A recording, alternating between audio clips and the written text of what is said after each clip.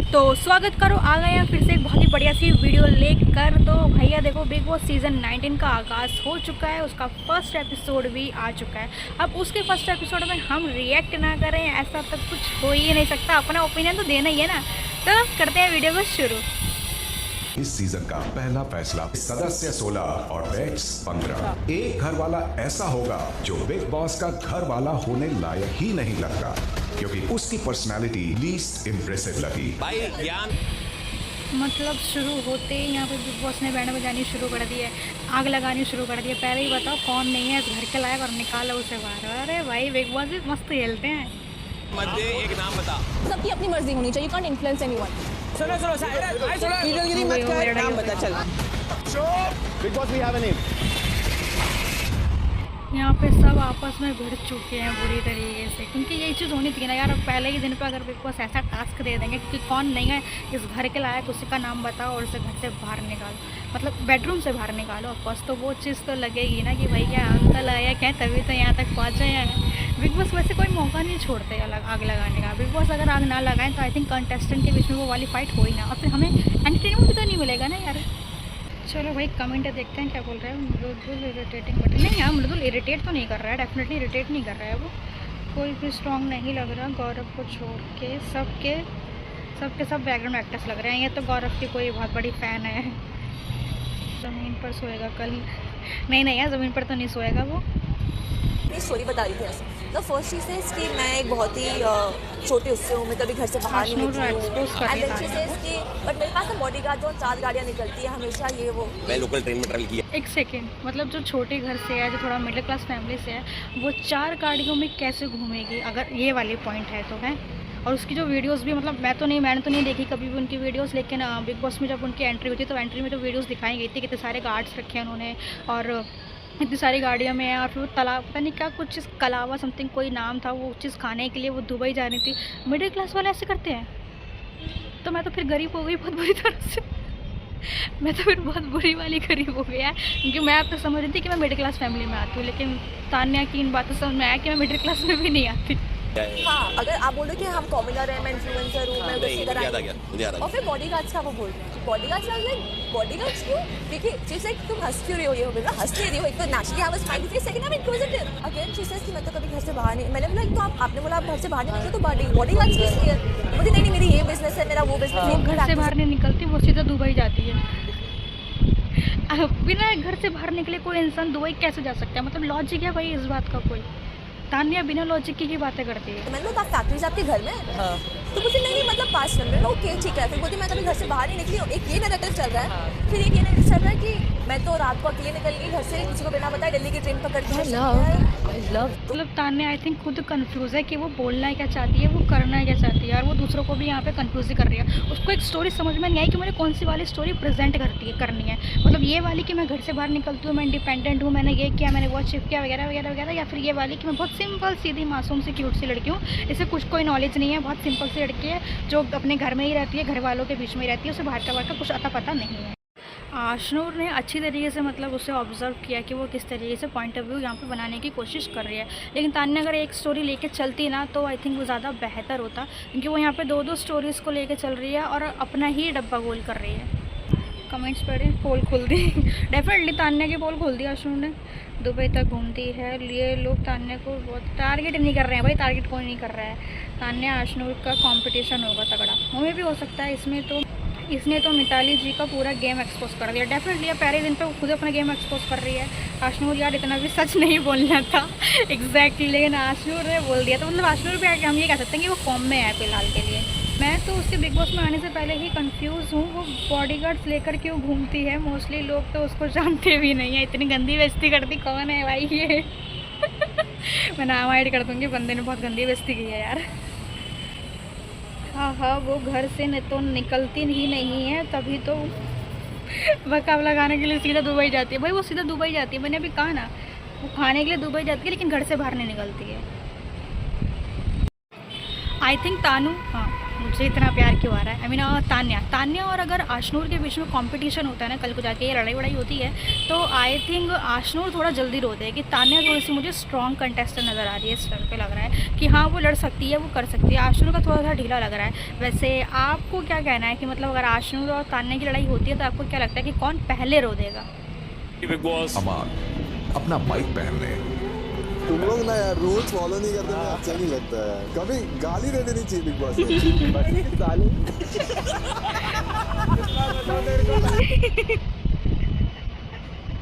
ये लोग कितने बदतमीज है, मतलब बिग बॉस के मजे लिए जा रहे हैं भाई।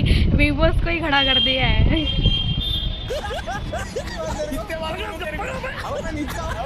इन लोगों ने बिग बॉस को भी नहीं छोड़ा। कमेंट्स देखें, वीकेंड आने दो सलमान सर बताएंगे। एग्जैक्टली भाई, वीकेंड आने दो तुम्हें तो सलमान सर बताएंगे। बिग बॉस के ये नहीं पढ़ेंगे। मोर बेटा गया तो वीकेंड पे सबको पता है वीकेंड आएगा बैंड बजेगी। कोई ना, वीकेंड पे पता चलेगा। देख ही कमेंट आ रखा है बार बार। सलमान का नंबर वो ऐसे गाली देगा ना, सलमान सर का नंबर आ गया ना भाई, हर बार उल्टा ही होता है यार। बीबी में मतलब जब इनोसेंट कंटेस्टेंट आते हैं तब सीज़न ऐसा होता है कि बीबी भी टांग अड़ाते हैं।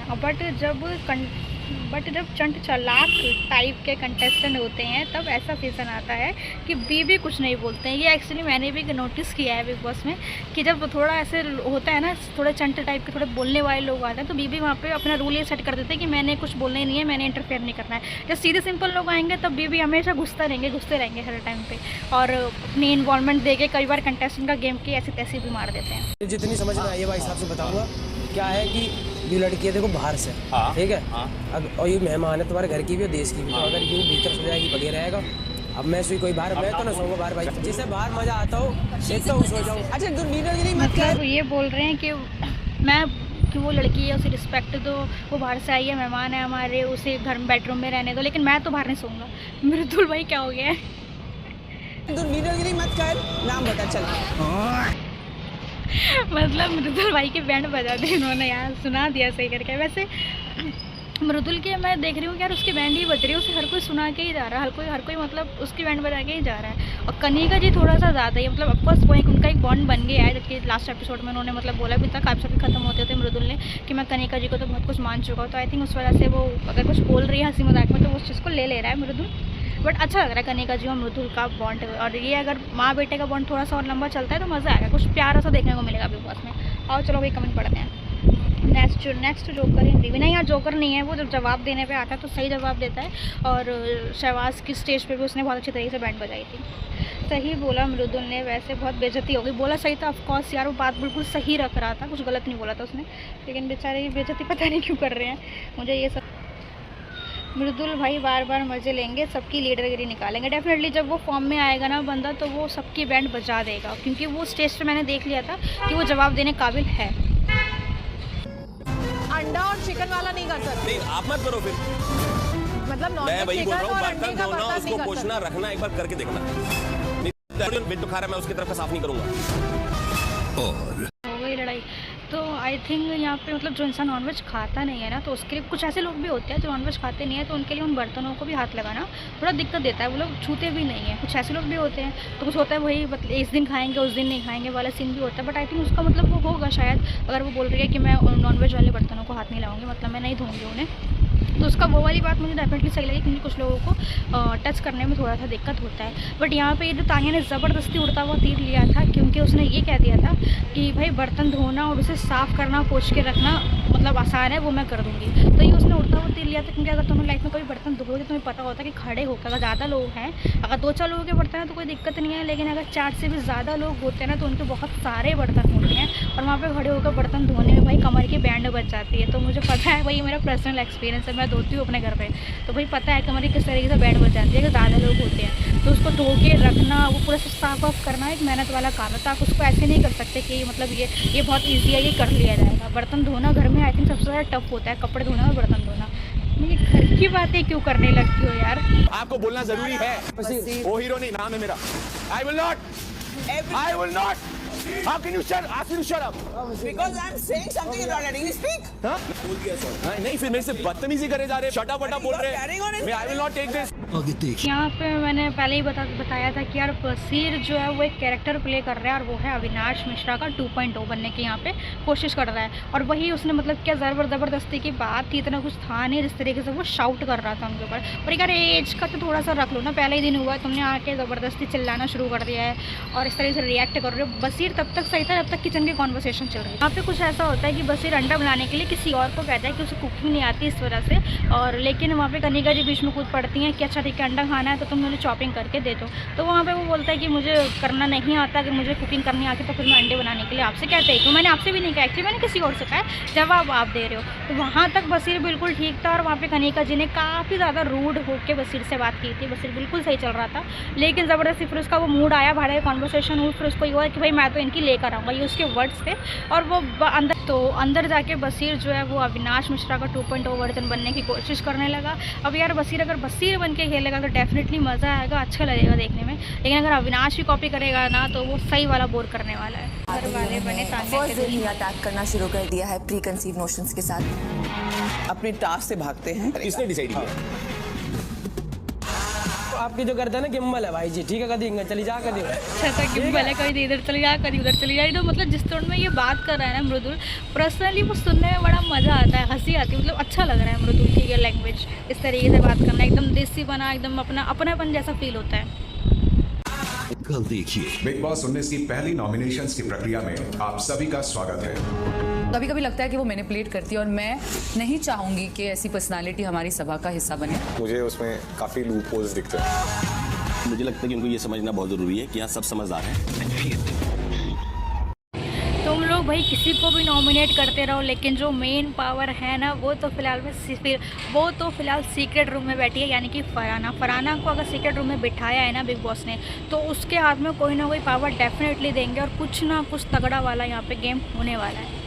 आप कमेंट पढ़ें, सबको नॉमिनेट करो, एलिमिनेट करो, न्यू सेलिब्रिटी लेकर आओ, सब बेकार है भाई। ये बड़ा कर रहा कमेंट दिया जिसने भी दिया है। इस कमेंट से कहीं ना कहीं मैं भी एग्री करती हूँ, क्योंकि बिग बॉस का लेवल यार काफ़ी बड़ा है। 19 सीज़न लेकर आ रहे हो तो कंटेस्टेंट भी उस टाइप के लेकर आने चाहिए थे, लेकिन कहीं ना कहीं कंटेस्टेंट जो है वो फ़िलहाल हमें थोड़े से फीके से ही लग रहे हैं। तो उतना मज़ा लग नहीं रहा है कि उतना मज़ा वो लोग दे पाएंगे या उतना एंटरटेन कर पाएंगे। बाकी देखते हैं कि क्या होता है। तो रिबूट वगैरह तो हो नहीं सकता क्योंकि ये तो ऑप्शन ही नहीं है, लेकिन देखते हैं, हो सकता है ये लोग हमें ज़्यादा एंटरटेन कर दे, उतना फीकापन ना लगे, जितना अभी फ़िलहाल के लिए हमें दिख रहा है। वैसे इसमें आपका क्या ओपिनियन है कमेंट सेक्शन में ज़रूर बताना। वीडियो अगर आपको अच्छी लगी तो वीडियो को लाइक ज़रूर करना। अगर आप हर ऐसे ही रिएक्शन वीडियो चाहते हो तो यार कमेंट करके एक बार बता दो, ताकि मैं डेली ऐसी मेहनत करूँ और आपके लिए वीडियो रोज़ की रोज़ लाती रहूँ।